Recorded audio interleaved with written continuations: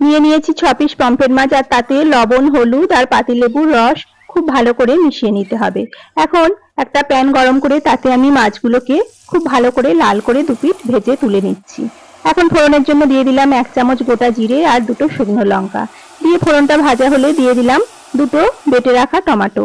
টমেটোটাকে একটু ভেজে নিয়ে দিয়ে দিচ্ছি 1 চামচ আদা রসুন বাটা, দিয়ে সেটাকেও খুব ভালো করে কষে নেব।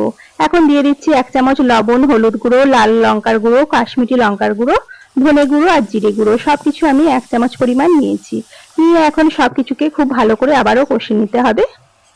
এখন আমি দিয়ে দিচ্ছি 1 চামচ টমেটোর সস। আপনারা এর পরিবর্তে টমেটো বাটাও ব্যবহার করতে পারেন। এরপরে দিয়ে দিলাম পরিমাণ মতো জল। জলটা ফুটে উঠলে আমি ভেজে রাখা মাছগুলোকে দিয়ে খুব ভালো করে 5 থেকে 10 মিনিট ফুটিয়ে নেব। এরপরে দেখুন আমি ওপর থেকে দিয়ে দিলাম ধনেপাতা কুচি।